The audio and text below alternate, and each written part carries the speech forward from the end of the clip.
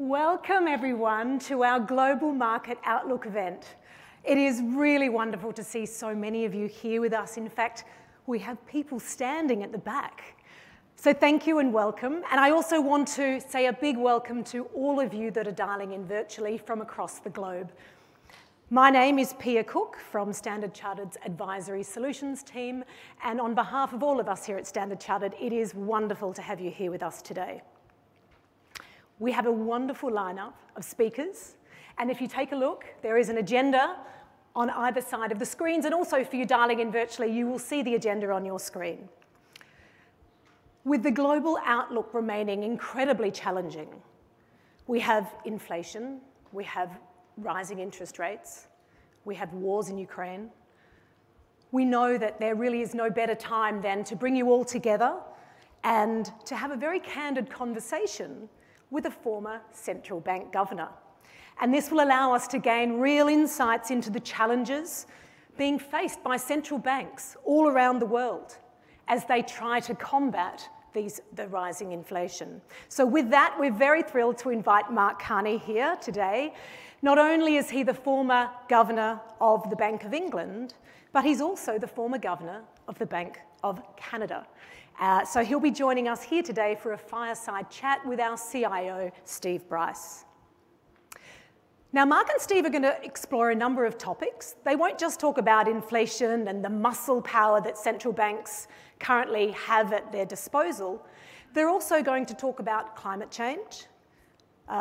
Mark is currently the United Nations Special Envoy on climate change. And they're also going to talk about a very topical theme at the moment, which is cryptocurrency. And they're going to talk about what role crypto could potentially play when it comes to central banks and policy moving forward. So it's going to be an incredibly interesting fireside chat that we will start the program with today. Following that session, we will then invite Steve back to the stage, as well as two of our investment strategists, Audrey Go and Fukian Yap, to talk to you about our market views for 2023 and where we think that you should be positioning yourself to ensure that you create a safe foundation that can weather the storm if there is one. I also want to highlight that the whole point of bringing you here today is so that you can ask questions. You can speak to our CIO and our team about those pressing items that are on your mind. So on the left and the right of your screen, you will see that there is a QR code. Please do download this and you can ask questions of our team as we go. And for those of you who are dialing in virtually, on the bottom right hand of your screen, you'll see a little Q&A box. Please type your questions in there and we will answer those live when we get to that session. So, without further ado, I'm very thrilled to invite up to the stage Ray Ung, who is our Global Head of Affluent Clients, to come and open today. Welcome, Ray.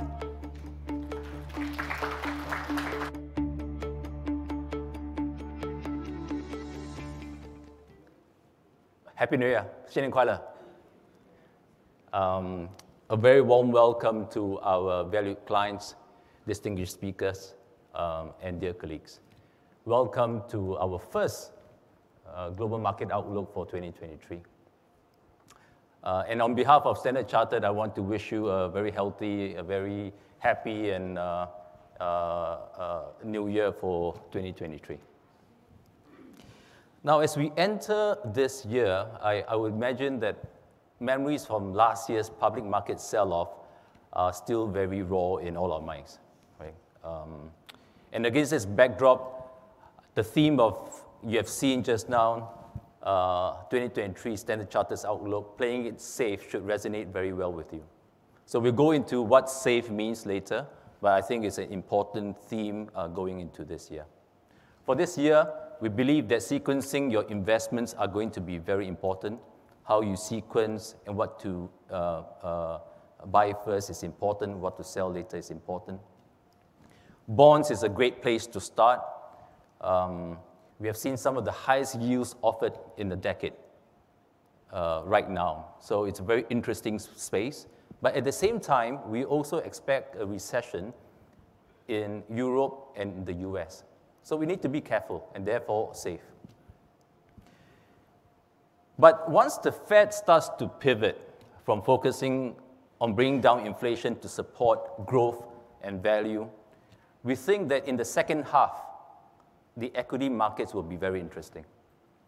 So this year is a year of navigation, but we think that in short, this year, 2023, is going to be a better year for all of you compared to 2022 in terms of investments. Now, today's event is therefore very timely. I would like to again welcome Mark. Mark is the UN Special Envoy on Climate Change and the former governor of the Bank of England. He will join us very shortly to talk about his views on today's world, but also very importantly, what he sees moving forward this year and into next. Later, you will hear Steve Bryce, our global CIO. His team will come up, right, and share our house views for the first half of the year.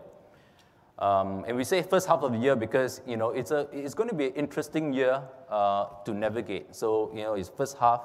He will also share some really good opportunities that we see right now, at least for the first half, and take time to answer your questions.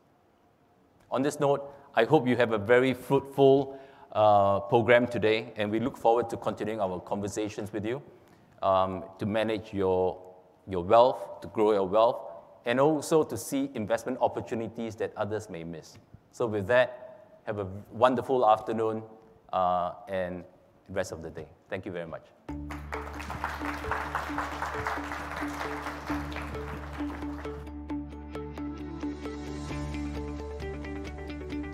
Hey, thank you very much for welcoming you all.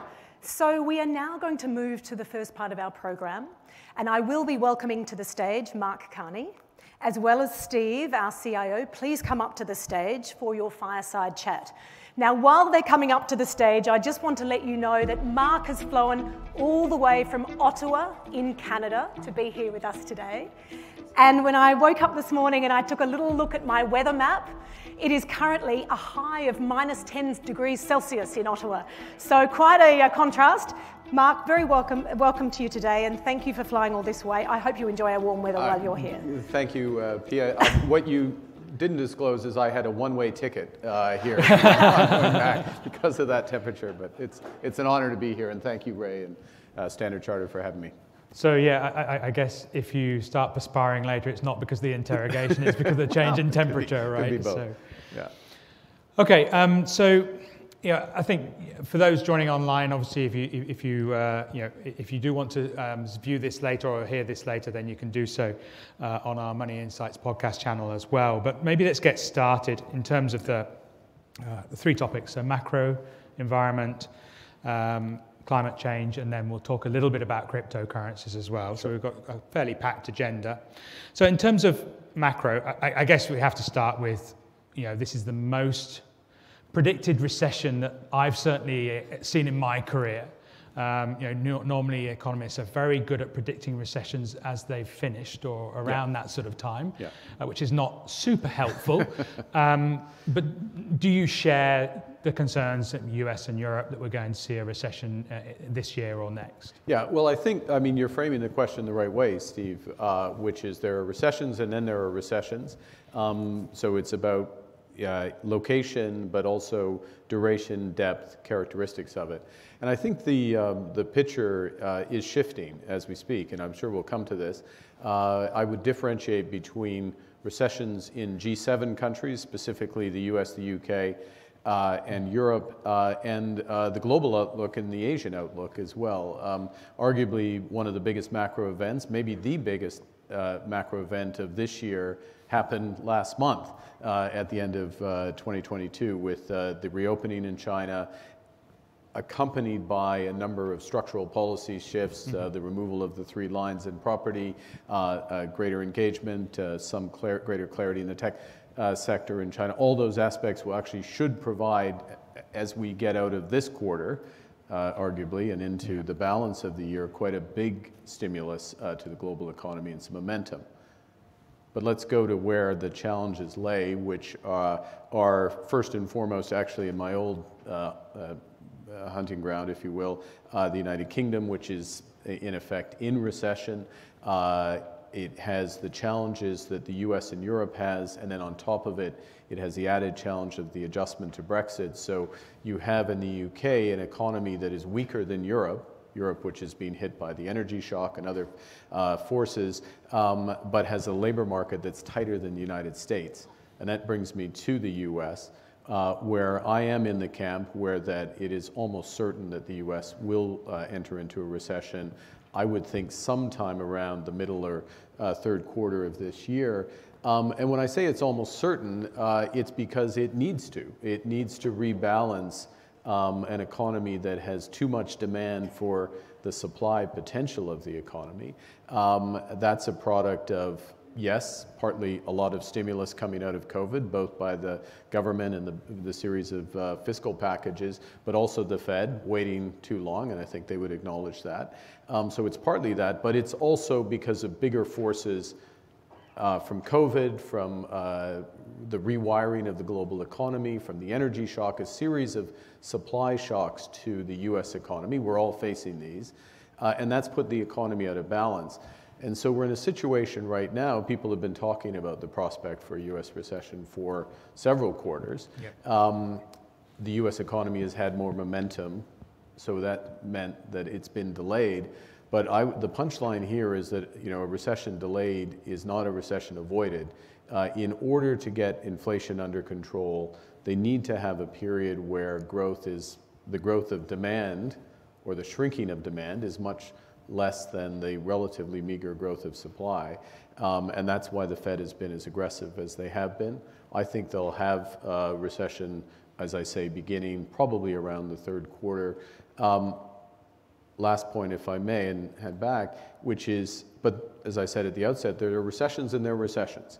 And this is not the US economy or the European economy of 2007-8, where there were big imbalances in the economy, in household debt, big imbalances in the corporate balance sheet, big imbalances in the financial sector, which caused the recession. Actually, it's the reverse. In all three cases, they're relatively robust.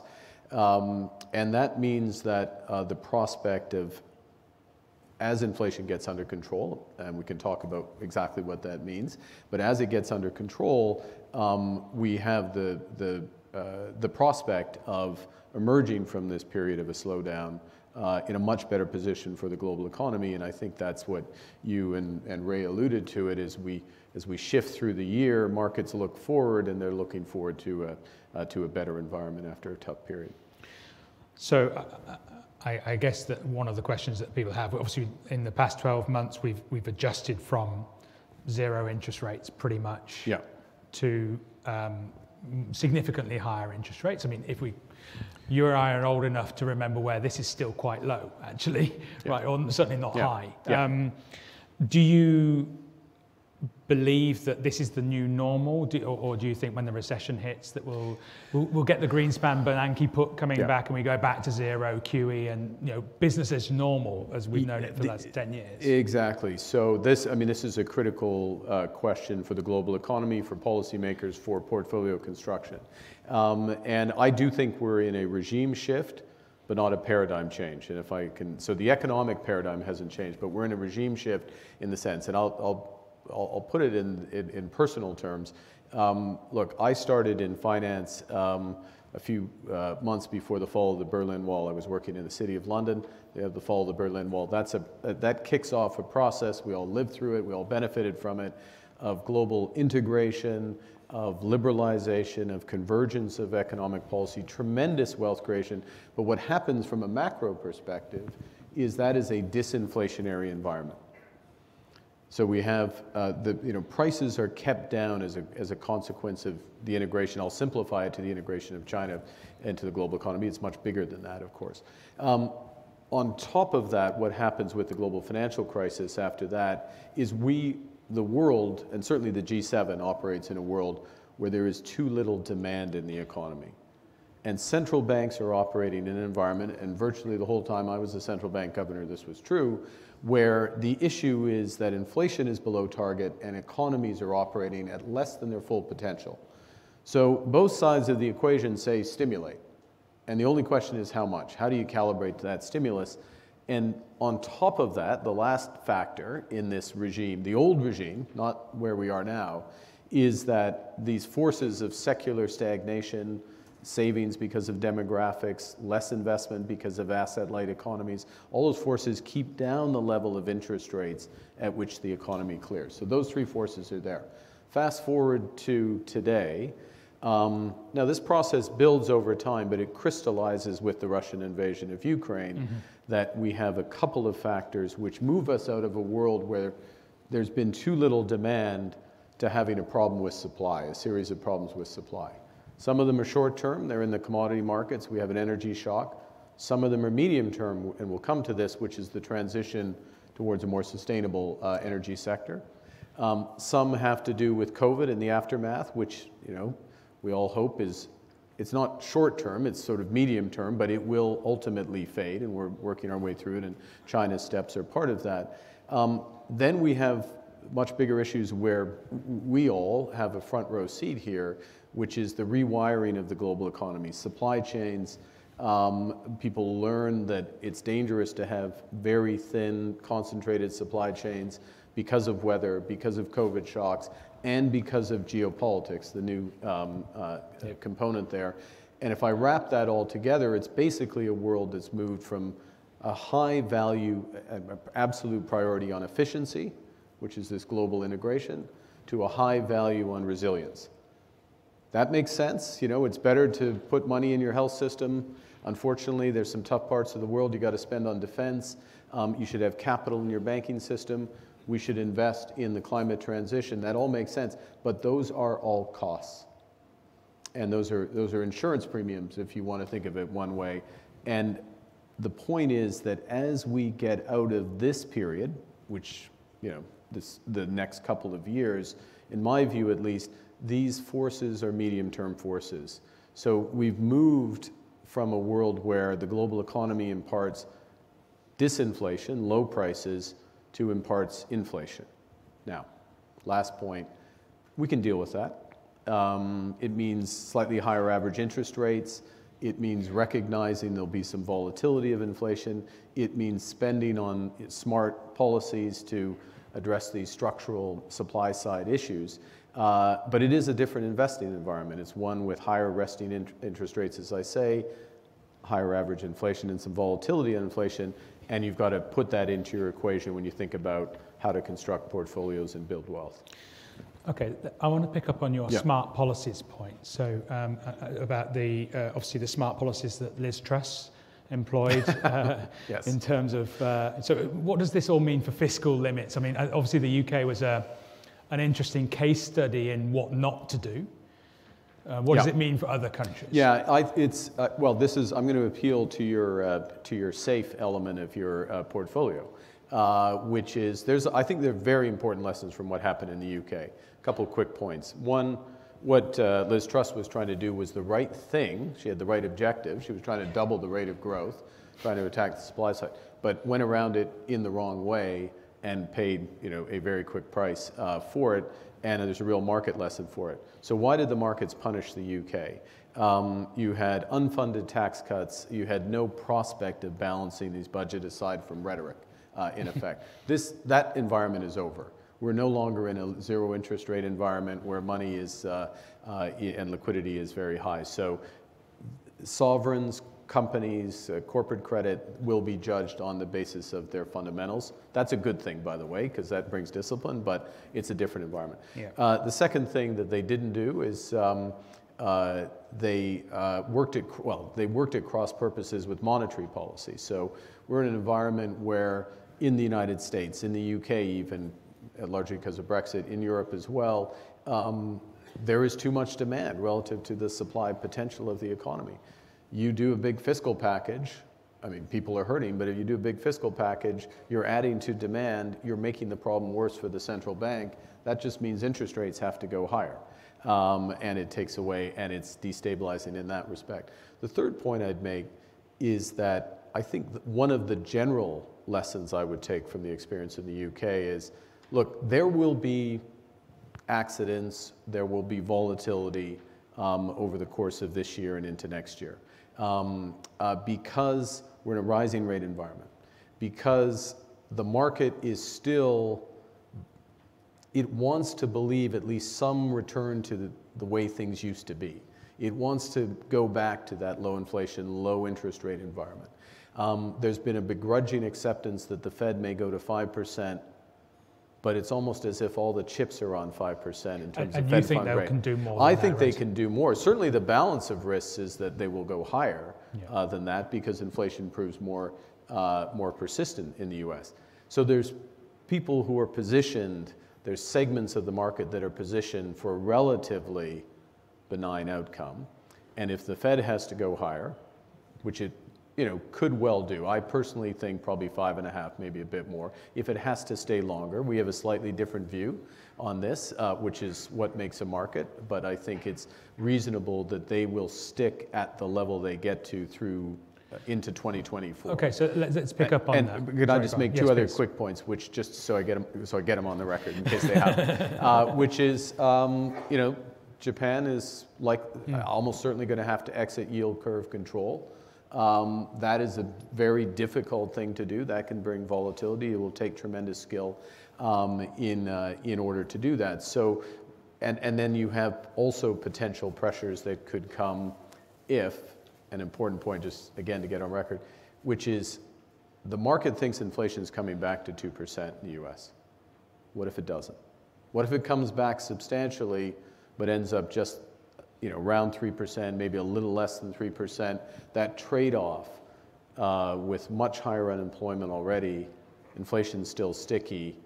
What if it takes longer, and how do markets reprice for that? Sorry. No, I was interrupting you. I guess one thing is, one of our things, not a question, but more a statement for the audience is, if your view on the Bank of Japan means that yen loans would be very risky in this environment, right? Because the yen could strengthen very significantly. I think one of the things we're seeing, and you have elements in this, which is that, and this is, again, this is good. There's a lot of good in what's going on right now. But one of the things is we're going to have different motors, and we're going to have more divergence in central bank policy. Therefore, and we've had extreme dollar strength, so likely the dollar giving up some of that, and more volatility in currency markets as a consequence of that. By the way, I'll state the obvious. Last year was a painful year. But it was the start of a year of moving from this old equilibrium with rock bottom interest rates to one where in the end the resting place is going to be a more normal level of interest rates, a more normal level of for treasuries and bonds, and people actually getting paid. This would be nice to get paid for lending to your governments, right? Instead of lending for free. So, but there's a lot of markets that need to adjust to those realities. Okay, so moving just very quickly, just last question on the US, and I want to get on to China. So the Fed, in your view, hikes more and then holds through the rest of the year, right? So what makes them cut? What makes them cut? Great question. So obviously, well, I shouldn't say obviously. I mean, what they'll be looking for and are looking for in terms of timing this point at which they begin to hold, they get to the peak, is a sustained deceleration in core inflation. As you know, there's various ways to measure this. I would focus in on the 3 months, sort of what's happening on 3-month core inflation and how that's moved. The Fed is its own entity, but the Bank of Canada, my old shop, they've been very focused on this as they because they're closer to getting to this point where they would potentially stop. So that's the first thing. But then I think your question is also about, well, where do they start to pivot as well, more broadly? And a lot of the focus here will be about the labor market. And if I can just I'll make a quick point there, but before I do, I just want to make a reassuring point, if I could, about the inflation situation is, one of the lessons I would take from the performance of inflation over the last 15 years is, we still do understand the inflation process. You often get people saying, well, this doesn't, we don't really understand inflation. No, that's not true. We had a commodity shock, which was a big component of it. We had a shock to durable goods because of COVID, and that flowed through. I mean, we had these crazy used car prices and other things in the US. We had the chip shortage and other factors which are driving things. Now what we're largely left with is domestically generated inflation through the services sector. The core of that, there are other components, but the core of that is the labor market. So the Fed focused in on the labor market. What should we look for? Obviously, we look at unemployment. We look at where wages are going, hourly earnings, but you look at more specific things, as I know you do, the Atlanta Fed tracker of wages, the employment cost index. These are better measures of wages. And you look as well at what are called continuing claims. So in the unemployment market, that's running at about 200,000 or so at the moment. That's got to tick up to kind of, well, probably about 600,000, I think, before we get to a point where this starts to soften enough for so the pivot is really there. I guess we were talking about it earlier. Every headline you see is people cutting jobs, but then you look at the jobs numbers; they're still incredibly strong. Yeah, right? and key point, and one of the key things to look at. So let's say you just discount everything, and perfectly valid to discount everything that I just said about the U.S. economy. And if I were, I'm going to paraphrase what a Fed official might say if they were here, which is, because their forecast doesn't have a recession. And what's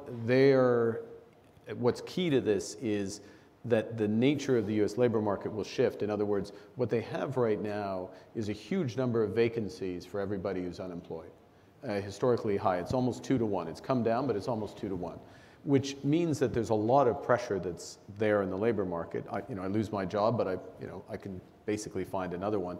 And also what you have is a lot of people quitting their jobs in the United States because, again, they're confident they can find a better job somewhere else. It's not the kind of thing you do if you think there's about to be a real recession. Now, the Fed's forecast, and some of them make this more explicit than others, basically relies on those vacancies going away more than unemployment going up. It's possible. It's never happened before, but we've never had COVID and these other factors before. My sense is the balance of probability. It's much more likely that unemployment's going to go up. And once you get more than 0.5 percentage point of unemployment, you get a recession. You get a recession. Yeah. The numbers are even lower than that. And the U.S. probably needs to get about 1.5 or 2 percentage points more of unemployment in order to get inflation all the way down.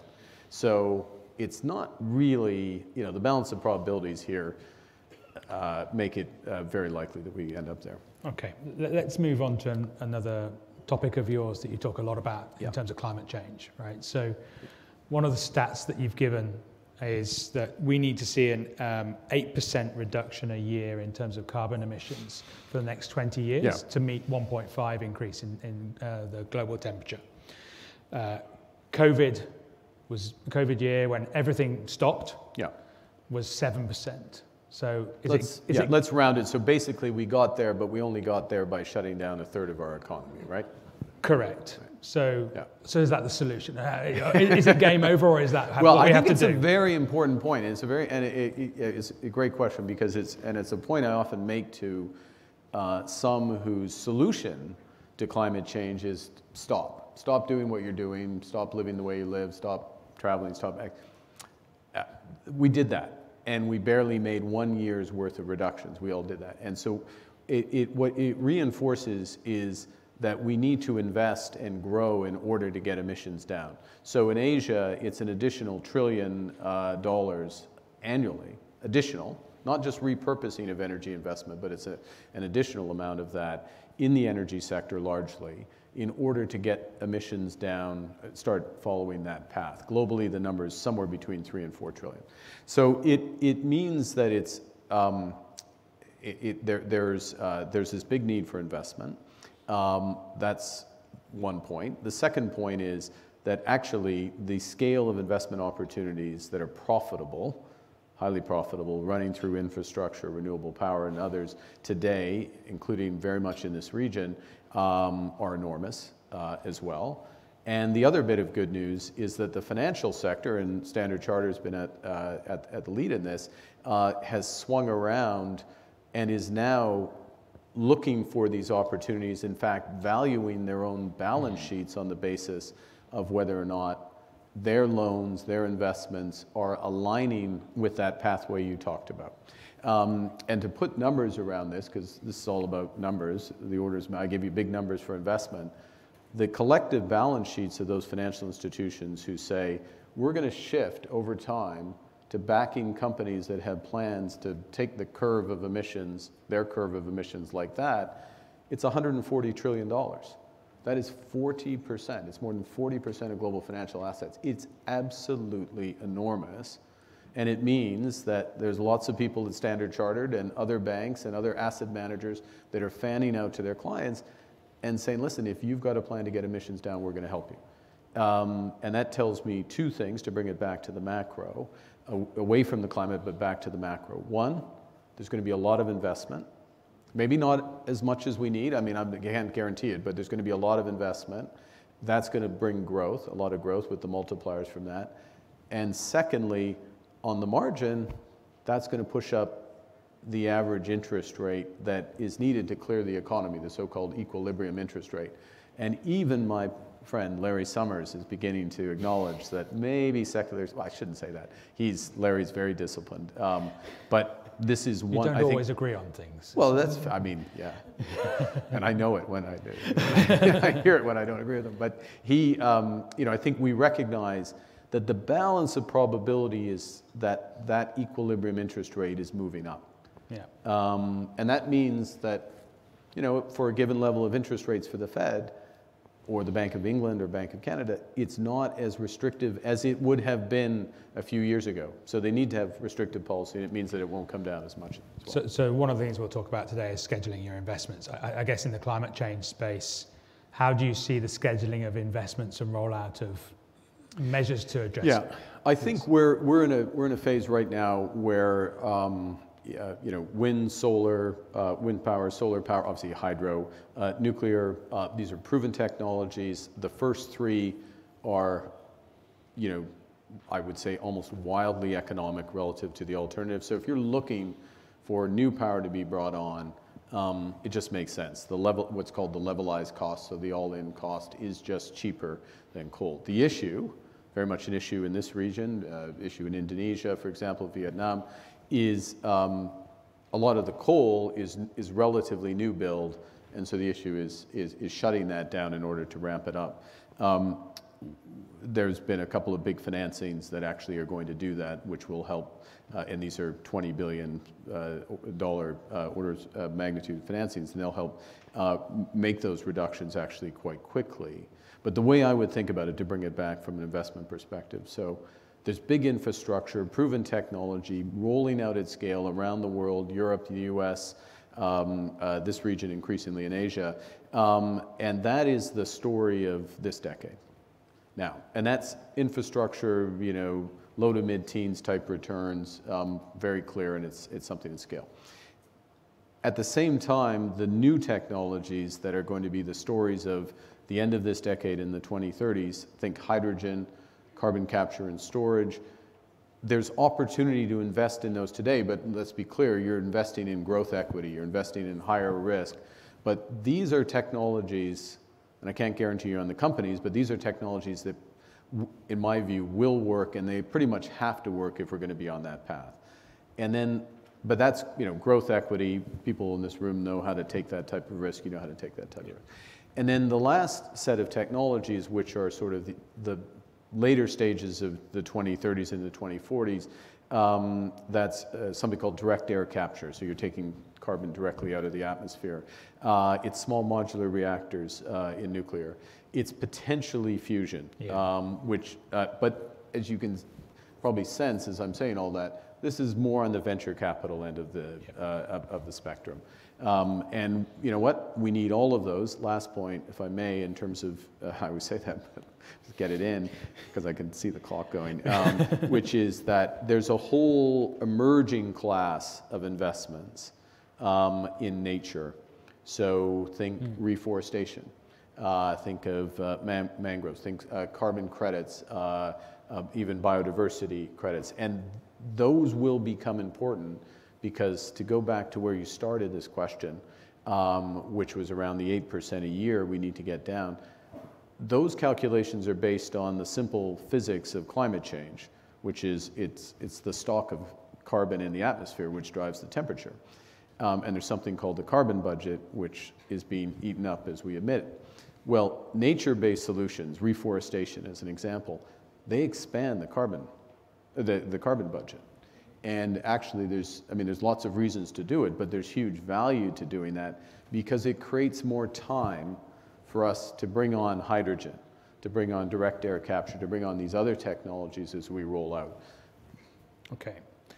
So we've got a couple of minutes left. I do want to touch on the crypto or digital asset space, right? So every morning, I wake up, I read the FT, yes. I see some revelation of what's going on in this space. Yeah. How does this play out? Yeah, it's, well, it's not well, is the headline. Thanks. Because, yeah, it's not well. And I think the important thing, I was thinking about this, we were talking about it earlier, and I kind of divide it into, if I take crypto as a whole, and what's useful and what's potentially useful and what's useless. Okay. And I'll give you a headline of what's useless. In the end, a cryptocurrency is useless. In the end, it's useless. To be absolutely clear, the punchline, because it doesn't truly fulfill the roles of money, what it purports to do. And they're often bad for the environment, by the way. Well, as well, they're bad right? for the environment, but I mean, that's Yeah. one of many reasons. Yeah. But in the core, and one of the ways to think about this is when you have over time, we've had innovations in the monetary system. Banknotes was an innovation. Banking itself, so-called fractional reserve banking, was an innovation. Actually, because of people like Standard Chartered, 85% of money is private money. You create it when you make loans. But always what happens is that money is tied back 100% instantaneously to the central bank, to the risk-free money. But the whole point of crypto is not to be tied back. It is not stable. It does not work in the end, and that's why we see the collapse. On top of that, it isn't actually a proven ownership of the underlying asset. So crypto is, I'm afraid, in the useless camp, which is pretty big. But the technology, distributed ledger technology, useful. Stable coins, potentially useful, although, and I'm running out of time, we want central bank digital currencies to be at the heart of that. I think in the end will be more useful. The application, which, last point, time up, which I think will be very useful for this group, is that what is possible through tokens, i.e. tokens of token value, is to have greater ownership of a much broader range of assets. So we all hear about NFTs, and a lot of focus is on the art world. Okay, you can make your own judgments about the values of those, but having fractional ownership of real estate, signature real estate here in Singapore, and being able to transact that costlessly and build out a portfolio accordingly as a consequence, and many other applications I think are there. That's where we'll ultimately head. I think we'll end up with a system, and the MAS is helping to lead this with central bank digital currency at the core, much cheaper cross-border transactions, much lower core role for the US dollar 10 years hence as a consequence of that, and then a much broader portfolio space for individuals. So your job's going to become that much more interesting, and that much more, and your opportunity set in the audience here and virtually is going to become that much greater. Some good will come. Okay, even if there's some useless elements of it. Yeah, just avoid the useless stuff in the interim, though. Mark, a pleasure talking to you. Pleasure, Thank Steve. you so much for your time today. It's been really insightful and hopefully useful for everybody in the room and online as well. So thank you so much. Yeah, great. Thanks, Steve. Thanks, everyone. Please stay. I would like to personally thank you for such a wonderful, insightful 20 or 30 minutes that you just shared with us. Thank you. I think it's very interesting that we talk about the decades ahead and we look at the technology that will be coming our way, the infrastructure involved in the missions and how we can capture carbon, also talking about distributed ledgers. That's very interesting. But one thing I do want to highlight to you all here is, and I take your words verbatim, there will be accidents and volatility this year. That we know. And there is a begrudging acceptance in the market that there is going to be rates peaking around 5%. But you are cautioning everybody not to be positioning yourself for a benign outcome. And I think that really is a nice segue into our next segment, because we will be talking to you about our market views and how important it is to have a safe foundation for your portfolio. So thank you very, very much. Okay. Lovely to have you on stage. All right, Mike. So we're now moving to the second segment of our program, and this is where we're going to talk about our market views and guide you on your portfolios. We are going to bring Steve back onto the stage as our Chief Investment Officer to talk about the opportunities that we see for you in the year ahead. We really encourage you to ask questions. So back on the screens now is the QR code. Please get your phones out. Take a photo of that and download that so that you can ask us questions. And for those of you who are dialing in virtually, please ask questions in the Q&A box, because we will be inviting, in addition to Steve, Audrey Go, who is our Head of Asset Allocation and Thematic Strategy, as well as Phuc Hien Yap, who is one of our senior strategists, to join us to answer your questions. So before we move on to that segment, though, let's watch a very quick video to run you through our views for 2023.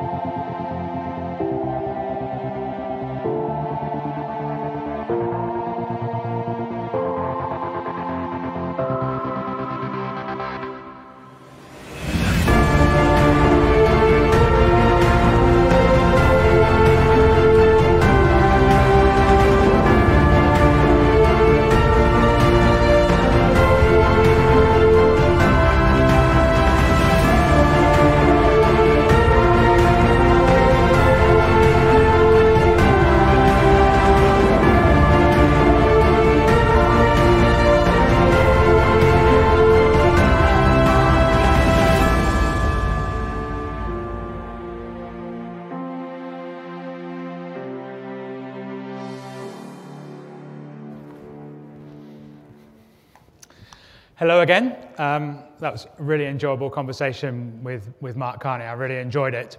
What I want to do today is take you through our 2023 investment outlook. Right? So obviously, we know last year was a challenging environment pretty much for everybody. We do believe this year is going to be significantly better, but it's not going to be without challenges as well. So hence the playing it safe, which will take you through what we mean by playing it safe. So just a very quick synopsis of last year. Don't want to dwell on this. It was painful for all of us, I promise you. So you can see that equity markets down almost 20% over the course of last year. Bonds not dissimilar, right? So just to put this in context, the US 10-year government bond experienced the worst performance in the past 150 years last year, right? We lived through history. Does it make you feel better that we lived through history? Probably not so much, right? Also, if you look at the last 150 years, only 4 times have we seen both that US government bond and US equities deliver negative returns. That's only happened 4 years out of the last 150, okay? Now, so obviously it was not a great environment. We were overweight energy throughout the year, but it didn't really help, right? I mean, at the end of the day, it's a very small allocation in what we talk about. So it was really tough. Now, if we look forward then saying, okay, how do we position ourselves for 2023? So the way that we think about building portfolios is we talk about our foundation and opportunistic sort of different lens, right? So a foundation is pretty much what it says on the tin. It's what you should be holding through the economic cycle, right? It's really taking an idea of saying, okay, what are long-term expected returns? How should we build a portfolio around that? And how should we tilt that based on our shorter-term 12-month outlook? Right? Well, that's what we're going to spend most of today talking about, right? The opportunistic lens is really more about short-term opportunities that are available to investors in the currency space, sector views, different uses of derivative strategies and things like that, right? So we won't spend a huge amount of time on that. We can talk about that, of course, in the Q&A if that's of interest to you. So this is what we mean by building a safe allocation. So S is for secure your yield. Right? So we do believe that yields will probably go up a little bit in the first quarter. We agree with Mark that in the short term, probably the Fed is going to hike more than the markets are currently discounting. So we agree with that. So we may see an increase in yield, but we believe that's a significant opportunity as we head into recession to lock in those yields. Because usually yields come down in a recession. If yields come down, prices go up. Right? So that's the environment, particularly when you're talking about high-grade corporate bonds. A is allocate to long-term value, right? So we're focused on Asia, and I'll take you through why we think Asia is particularly interesting in this environment, both in the bond space as well as in the equity space. Fortify against further surprises. We are expecting a recession in the US and in Europe. Right? So this is not going to be smooth sailing. We don't think it's going to be as bad as last year's in many ways, but it isn't going to be easy. So make sure you have some portfolio ballasts in there to sort of try and mitigate that volatility, whether it be government bonds, whether it be gold, and yes, maybe cash. I don't believe cash is king. Right? Okay, don't believe cash is king, but maybe having some cash on the sidelines makes some sense. If equity markets do take a leg lower, as we expect, then you can deploy that cash into cheaper assets at some point in the future. And then finally, expand beyond traditional. So last year we were talking about private assets, private credit, for instance, that performed a lot better than certainly the public markets. We would expand that to other alternative strategies as well, which is beyond the scope of today's conversation. But we, again, please feel free to reach out to your relationship manager if you want some more information in that. In terms of the opportunistic, as I say, we're not going to go through there. You can see some of the sector calls. We're going to have Fukien on stage later. He runs our sector investment committee. So if you want to talk about sectors, he can talk to you about sectors until the cows come home. He's an expert in this field, okay? So, and I will talk a little bit about the dollar outlook as well, okay? So that's what we're going to cover. So let's start with the macroeconomic environment. So people who have been to these seminars before will know this table. It changes over time. So basically dark blue means these indicators are flagging that a recession is likely, and the lighter colors signal that actually all is good here and they're not pointing to a recession. Now, as we went through last year, we saw more and more of these turning dark blue. And if you look, the dark blue categories basically fall into 3 areas. So working from the bottom, right? So business sentiment, so manufacturing, ISM, new orders, inventories. So the manufacturing sector looks like it's in recession already, right? That's the way it looks like. Consumer spending also showing signs of weakness, right? And remember, consumer spending is around 2/3 of the economy. So it's a really important part of the economy to keep an eye on, and that looks pretty weak as well. But if you look at the top, the key thing here is for me, is the actually market indicators of the yield curve.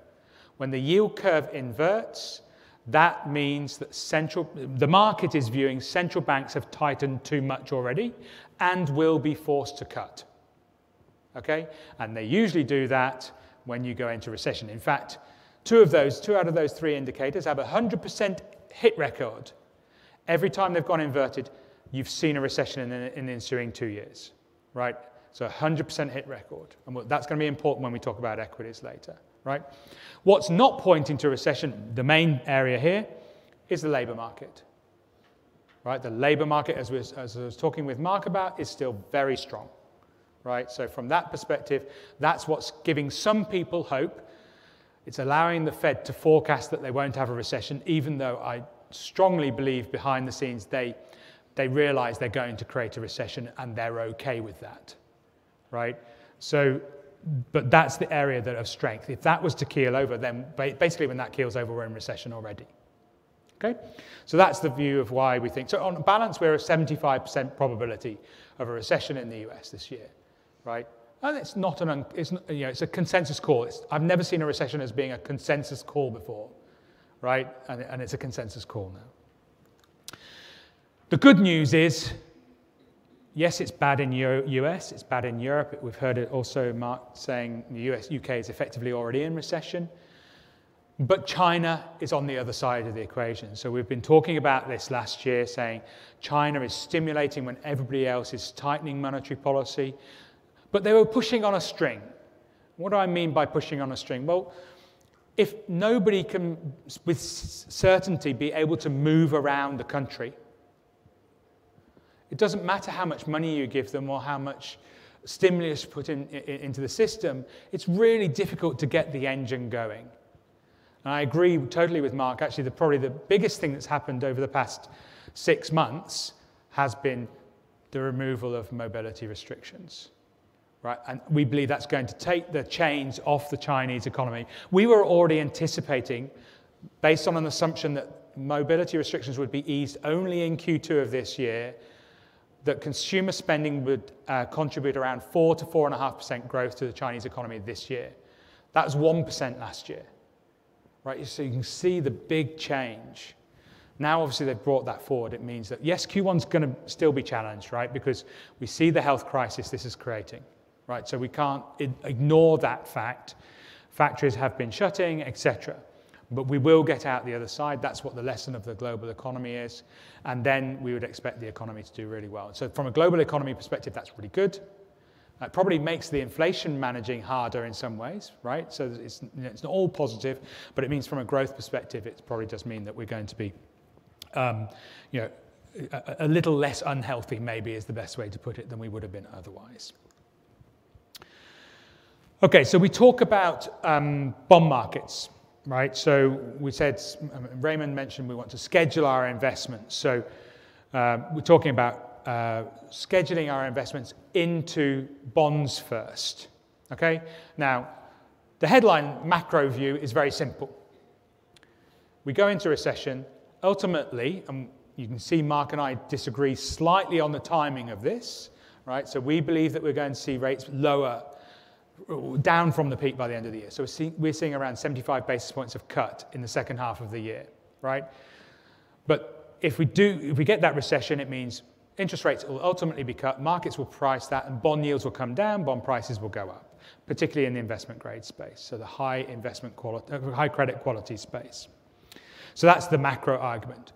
I love this chart. Now, you don't love it yet, but I promise you're going to love it in a minute when I do a couple of things, right? So firstly, on the left-hand side, sorry, what is this? This is the distribution of US government bond returns over the past 150 years. Okay? On the left-hand side, those are the 4 worst outcomes we've seen in history, right? The red one is 2022, which, as I mentioned before, was the worst ever. Okay? So then you go, okay, what's interesting? What happened after those other 3? Okay? So you got one that was 15 to 20% returns. One was a meager 2.5 to 5% returns, so not fantastic, but still fairly attractive. And the other one was 20 to 30% returns, right? So after very, very sharp sell-offs in bond markets, they usually rebound. The same is not necessarily true for equities, right? It actually, there is some sort of correlation, but last year was It doesn't feel like it, but last year was not severe enough to put it on the left-hand side of this distribution. So if it was, we'd be saying, and same for equities, it wasn't, right? Which is why we're still a bit cautious on the outlook for equity markets. Okay, so what does this mean for where do we like in bonds? So we talk about high credit quality. This is what's on offer today. So these are the yields that you can, the dark blue lines are what's on offer today. The light blue lines are where we were a year ago. And the range of the past 13 years is the bars. And you can see that by and large, we're towards the end of the top end of the range. We're obviously a lot higher than we were a year ago. But we prefer to look at areas such as the investment grade space. So you can see US investment grade corporates, 5.3, looks relatively attractive. But where we're really focused actually is in this space, is in Asia dollar bond space. And you can see here, this is the light blue line is the yield on offer.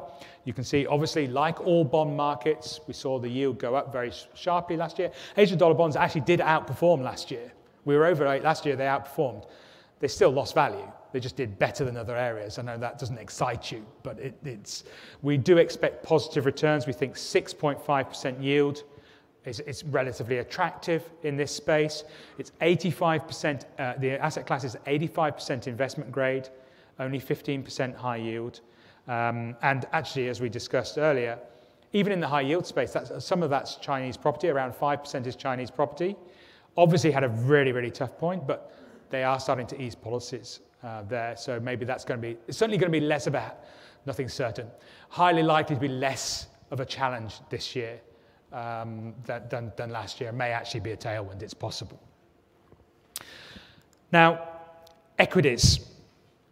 So one of the questions we often get is, okay, so US recession is already flagged, people know, is it priced? The way we look at this is that the maths is fairly similar. It's 3 points, right? Firstly, as I mentioned before, yield curve inversion, 100% hit record for a recession, okay? Second point, equities have never troughed before a recession starts. It's not happened. Always possible, this time could be different, right? That's why, nothing is certain. And third, if we do get a recession, we're likely to see earnings come lower, right? And you can see on average, earnings come lower by around 11% in a run-of-the-mill recession. Okay, it's possible, of course, that we could see the reverse of last year, which saw earnings do well, but valuations go down. This could be earnings go down, valuations go up, so it could deliver positive returns. And we should remember that equities outperform bonds 70% of the time. So being underweight equities, which we are now, is a very, very bold call, right? So I would be very clear that underweight does not mean zero, and we'll talk a bit about that in a moment, right? Just to be very clear. But we are underweight equities going into the year. We are overweight Asia, right? And there's several reasons for this. So firstly, we've talked about the macro environment. We think the macro environment is very positive. We believe regulation is easing. What this chart shows is that valuations are not expensive. So a lot of people saying, but Asia and China have done so well in the past month or two, then shouldn't we sell now? Well, valuations would suggest no. And actually recent price action would suggest no. And Fuqian can talk again about this at length if we want to talk about Chinese equities, the equity market. The other point is we expect the dollar to weaken, which I'll cover in a moment. And usually when the dollar weakens, emerging market assets outperform. Okay, that's typically what happens. It's not always the case, but that's typically what happens. So I mentioned, we shouldn't have zero allocation to equities, right? So this is let me give you some terminology. So SAA is strategic asset allocation model. So what does that mean? That means we have an asset allocation model that ignores what's going on in the world today, apart from setting expected returns over the next 7 years, right? And so we put a portfolio together that reflects those expected returns and volatility and other factors as well to come up with what we call the strategic asset allocation. So you can see in there for a moderate risk profile, and you need to take that into account what your risk profile is, that would mean around 30% allocation to equities. After we take into account our shorter term views, we're saying, yeah, 30% might be a little bit higher than we want to be. So we've taken, we basically reduced that to 21%, and we put that in bonds, right, at the headline level, right? So a much higher than normal allocation to bonds in the current environment, right? As I say, we would tilt that towards investment grade bonds. We haven't really talked about multi-asset income, but I mean, one of the positives, and I always felt it was quite a negative conversation with Mark around what the challenges are we're all facing. One of the benefits of this, of course, is that if you would rewind 2 years and say, I'm a retiree, how am I going to generate enough income to live off, right? That was a tough conversation. We were struggling to get, you can see on this chart, 4% from a diversified allocation. Today we can get 6%, right? So we believe this is a pretty attractive environment. Obviously, it would be skewed more to bonds these days than equities, which is a good thing. As bond yields go up, you would naturally allocate more to bonds. So we think that now we can get a higher yield with slightly less risk than we would have had 2 years ago. So I think this is a really interesting area as well. So this is just a summary of our views. Underweight equities, overweight bonds. Within equities, overweight Asia ex-Japan. Within bonds, overweight Asia USD. I think Asia is fairly easy to remember, but that's the view. We have a neutral cash holding, so it's not underweight. We have a neutral cash holding and a neutral gold holding as well, which we can talk about later in the Q&A if we want to. So just very quickly on currencies. So if you remember, what I said was we think the Fed could hike rates more than the market expects in the short term, but ultimately they're likely to cut, and that's pretty much the profile we're expecting for the dollar. So the dollar might go up in the short term, right? It's obviously weakened very significantly over the past couple of months. We could see a short-term bounce, but we would be selling, we would be selling into that rally, right, should it come to pass. And this is an interest rate differentials conversation, so if the dollar starts cutting rates while the European Central Bank is still hiking rates, then clearly that would be positive for the dollar. But on the longer term, I would say, sorry, that would be negative for the dollar. So if the Fed's cutting and the European Central Bank is hiking, that would be negative for the dollar, positive for the euro. On the right-hand chart is actually my favorite chart. That's the valuation of the US dollar, going back to the 60s. Before even I was born, right? And you can see we're approaching the all-time highs, right? We're pretty close. So the dollar is overvalued, and we believe that it's going to reverse in the coming 6 to 12 months. So that's a very quick summary of our 2023 views. With that, can I ask Fukian and Audrey to join me on stage for the Q&A session, please. Thank you very much.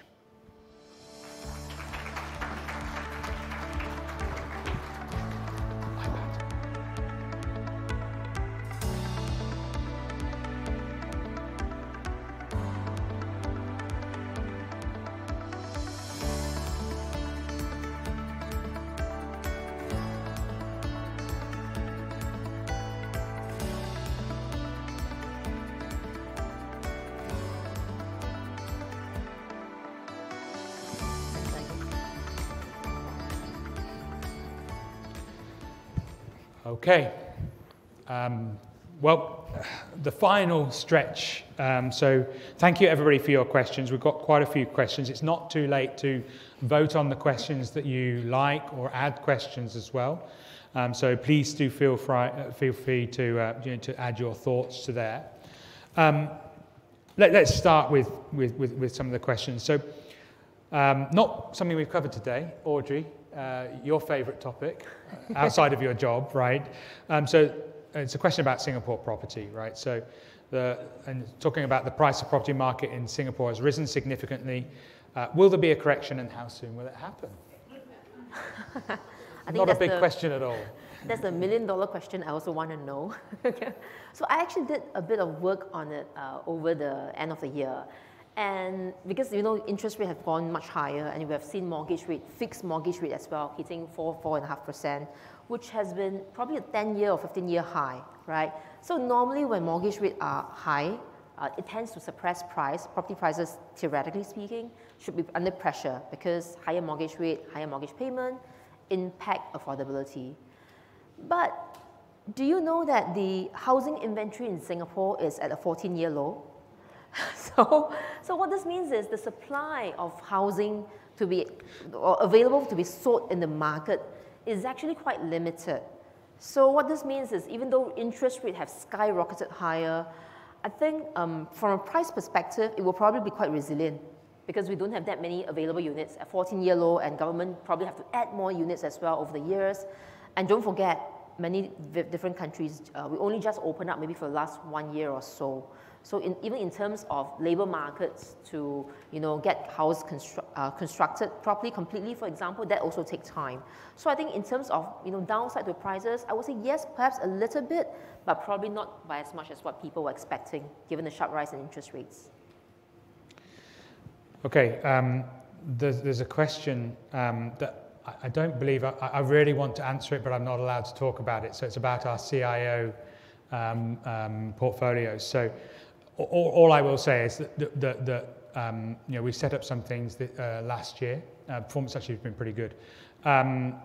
That follow the CIO office views. So if you want an easy way to invest in what we've said today, then that's the easiest way. But please speak to your relationship manager if you'd like more information around that, because that's you know, it's a very important thing.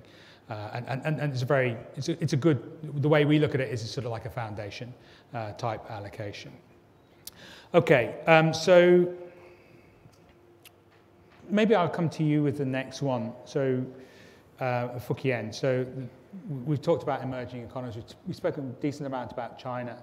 The question's about India. So, you know, what's your view on Indian equities? I mean, they didn't ask about sectors, but maybe you can go into sector views as well. Yeah, sure. Thanks very much for the question. So, yeah, our CIO office does look at India. We do analyze it, and our view this year is for India to be neutral for India within Asia ex-Japan. We like the whole Asia ex-Japan region. We expect Asia to outperform, and Steve talked about China earlier. For India equities, they did very well last year. The issue has always been valuation, right? Earnings is very strong, but against that, you've got a valuation that's very expensive. So this year, at the moment, our outlook for India equities is that we are neutral. So we expect it to perform in line with Asia, but it will then outperform global equities because we like the Asia region overall. And within India, our preference is more for a domestic focus because we're worried about recession in the US and Europe, as Steve mentioned. So a bit more domestic focus, and this means the industries of financials and your staples. These are the industries that we like. They are a bit more defensive, and we like the large caps as well within India, and that is our preference. Okay, Audrey, there's a question about the China reopening affect the current outlook on the impact on the global recession. So I spoke a bit about this with Mark, but maybe you add your thoughts. Okay, so I think the China opening story is actually quite constructive for Asia, because if you think about it, within Asia itself, last year has been quite a difficult year. We've got a very strong US dollar that has actually hit Asian assets, Asian currencies as well. Certainly inflation has been high many parts of the world, maybe with the exception of China, because they were under lockdown for quite some time, until most recently. So I view the reopening as actually quite constructive for investors in this part of the world. True, there will be recession risk in the US and Europe, as what Steve and Mark has alluded to earlier, and that's because they are on quite a different monetary policy path as compared to China. So unlike US and Europe, China is in fact adding more stimulus to try to aid the recovery. So I think there was one interesting chart that Steve showed earlier where they have been actually incrementally adding stimulus over the course of last year. But because of the fact that the economy is under lockdown, the transmission of the policy into real economic growth and improvement is actually not that visible. So I think going into this year, I think more constructive on that front in this part of the world, which is why we are positive on Asia as well as on China. And obviously, US and Europe recession risk is still quite high, which is why we are a bit more lukewarm in the other two regions. Okay, I always like being in control of the Q&A because when there's a really difficult question, I can pass it to somebody else. So Fook Yen, you probably know what's coming your way now, right? So I think this is a really good question. So assuming a recession, when do you expect the US stock market to bottom? Date and time, please. Well, I'm sure I'll be held on to that. But thanks for the question. I mean, it is tough. Timing the market is tough, and there are books and books written about timing of the market. I think what Steve mentioned earlier is very useful. If you look at it historically, the market does not bottom before a recession has started. Okay, so we think it's highly likely we'll get a recession, 75% probability, but it hasn't started yet. Okay, so when the recession starts, then it'll be very interesting to look into the market. You can look at the bottom of the market, and you can look at exploring opportunities then. So we think it's highly likely, but it hasn't started yet. When will the recession start? Our expectation at the moment is by the middle of the year. We'll be seeing that, and we'll be watching signs for that. As Steve said, there are many signals which are flashing red.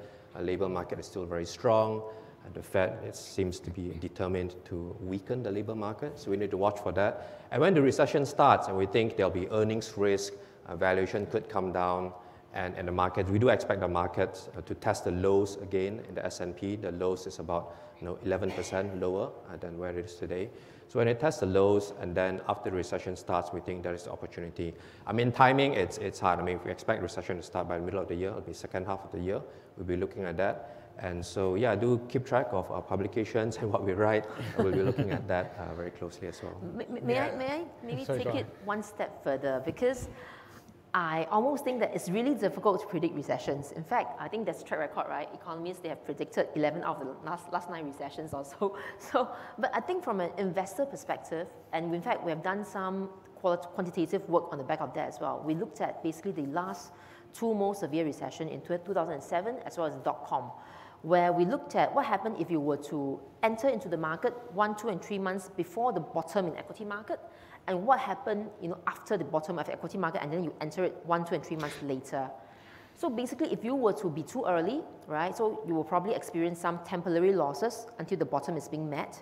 And the loss for the last 2 severe recessions has been around maybe 17 to 21%, if I don't recall wrongly.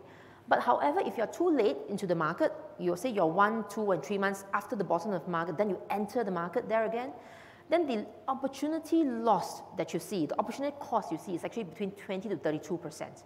Why?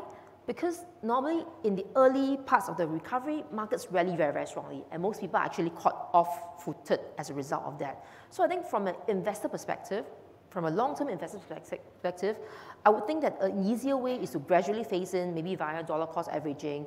Yes, the market may still be falling, but guess what? You're also buying it cheaper. So from an investor perspective, I think there is probably easier on the psychic front when you are trying to ease in when market is gradually going towards the bottom, versus trying to chase the market when it's past the bottom and you're also fighting with other people at the same time as well. So this is something that we've analyzed a while ago. Okay, so one thing I was going to say, I just look at it, not just, one of the things I look at is just a simple chart, right, for the US stock market. And we're in a down channel still. So we tested the down channel around November, I think, November, December last year. So we tested the top side of that, it rejected it. So Fook Yen talked about the lows of last year. The low of that range, that down channel is around 3,300. For the S&P, so even obviously lower than Fook Yen was talking about. That was sort of my worst case scenario, is that we actually go and test the bottom end of that. And that would be, so not giving you a timing, but maybe giving you something to watch out for. If we get down there, then maybe re-entering the market would be very attractive at that point. Probably regardless of what's going on in the global economy, because the news would be so bad for us to get there that you almost have to just trust in the process and say, you know what, this is going to be a good performance from here. Again, a couple of questions on sectors, right? So maybe, and I'm going to paraphrase them because, so maybe look at which sectors you prefer around the world, and I know there's differences with the way obviously the way we look at US and Europe versus China, but there is obviously that you would expect the tech question as well. So valuations are cheap, right? So okay. So see the raised eyebrows. Yeah. So why don't you take those? Sure. I mean, we can come back to that. I'll try to cover the ground. So our CR office, we do look at sectors regionally. So we've got a view for US sectors, Europe sectors, and China sectors. Okay, and right now, what we think is most exciting is in China. Okay, Steve is talking about China. We like China equities. And so the sectors that we like within China are those that we think will benefit from your consumption rebound, and that is your communication services and consumer discretionary. So consumers, communication services or communication, a lot of them are your media and entertainment companies. They've got your internet platforms that we think will benefit as consumption rebounds with the reopening. We also see some of the regulatory headwinds and restrictions, they are starting to ease as the government is a bit more supportive for growth now. So to play the China recovery, to buy the China recovery, we think it's a consumption theme, consumption rebound. So those are the two sectors, communication, consumer discretionary.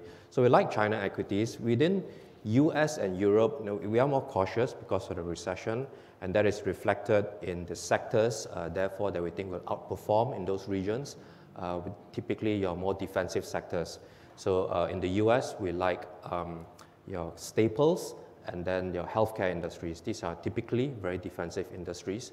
Do you think will outperform in a recession?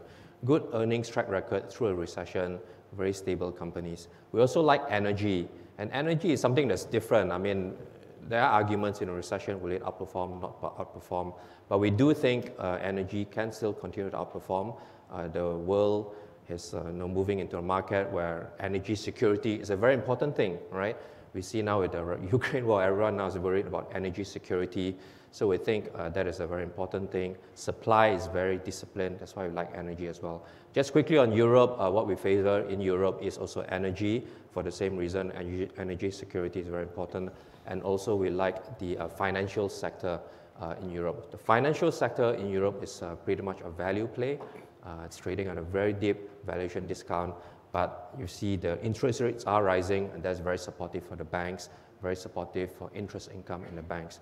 So there's quite a lot of it. It's all in our publication, the Global Market Outlook, but definitely focus on China. I'll just touch on tech.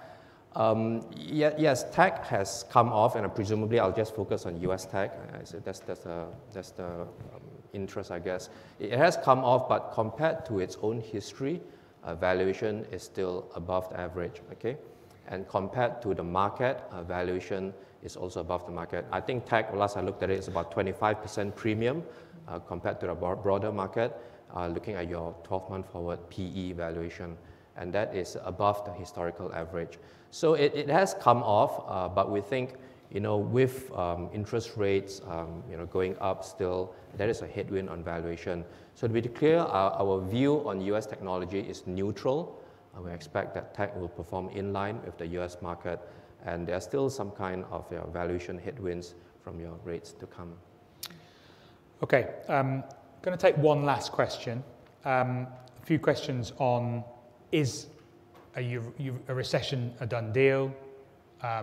If it's a done deal, why can't policymakers change it? And maybe then Audrey, you can follow up just how you think about portfolio construction against that backdrop. I'll take the first part.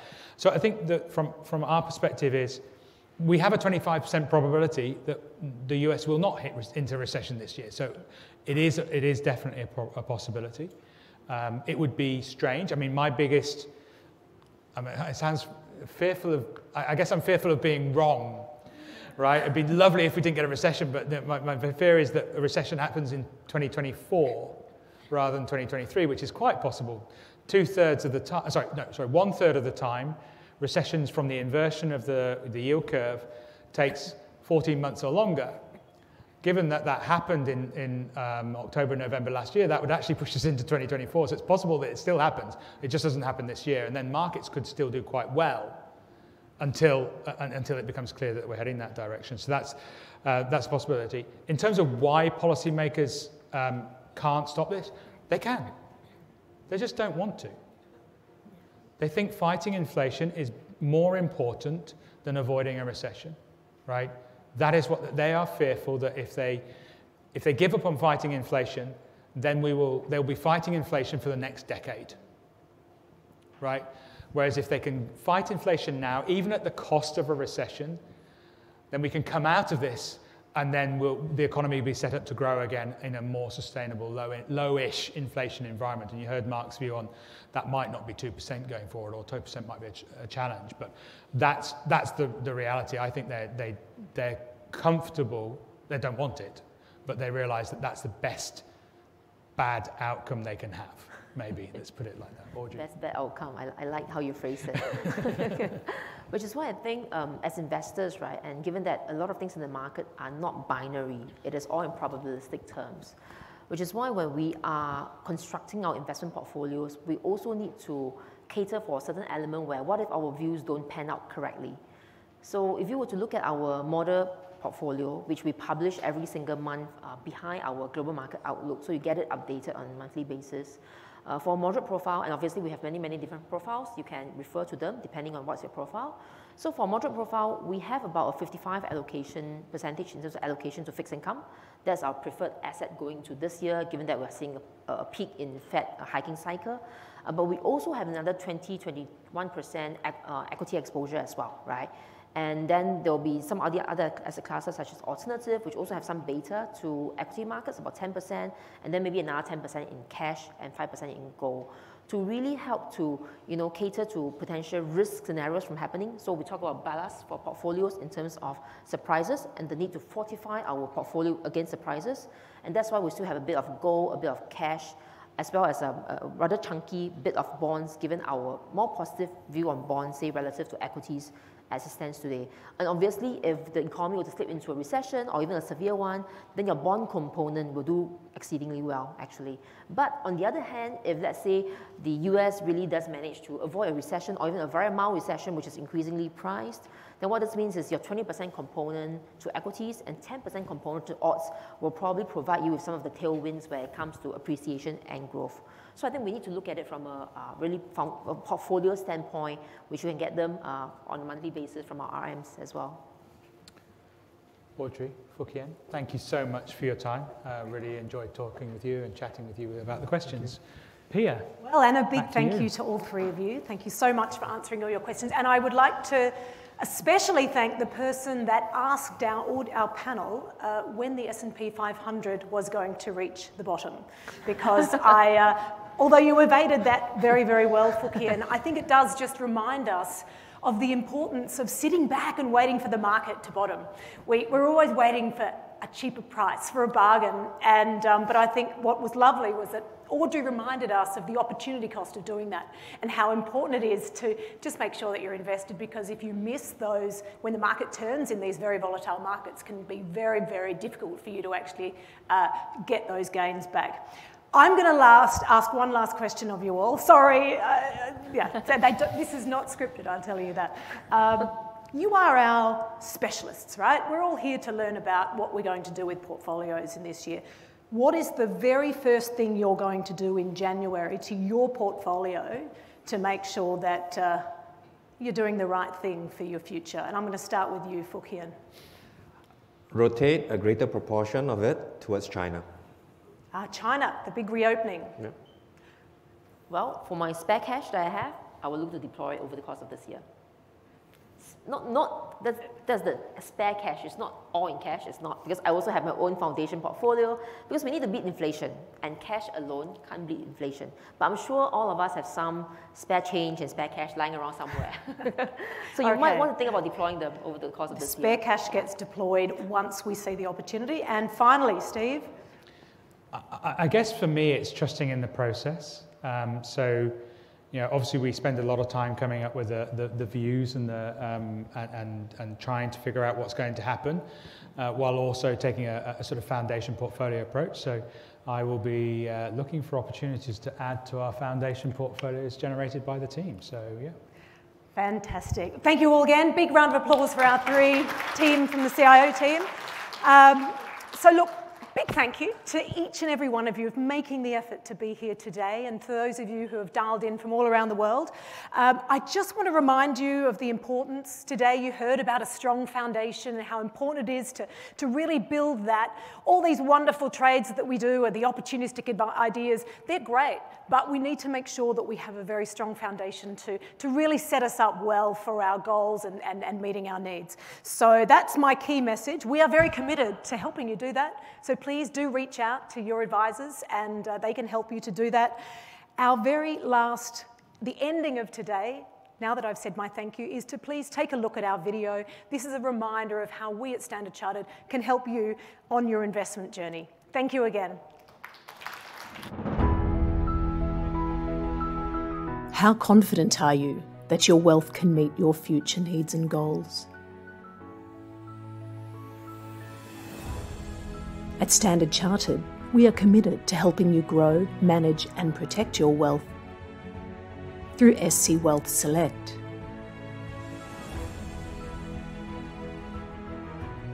Helping you meet your wealth goals and aspirations today, tomorrow and forever.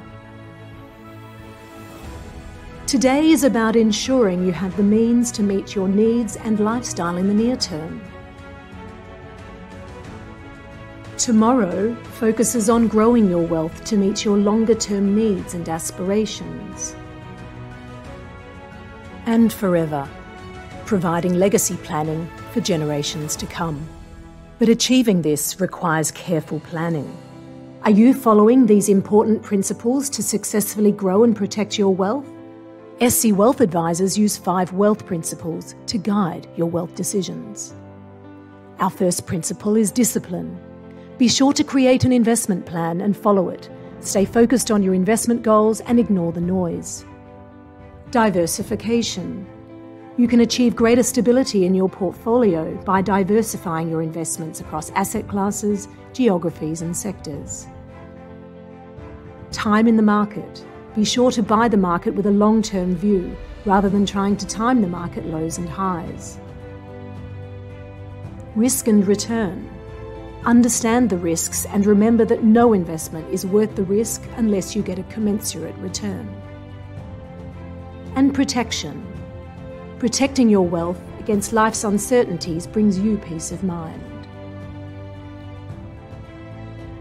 With these principles in mind, our wealth advisors follow a comprehensive advisory process that partners with you throughout your wealth journey to achieve your goals.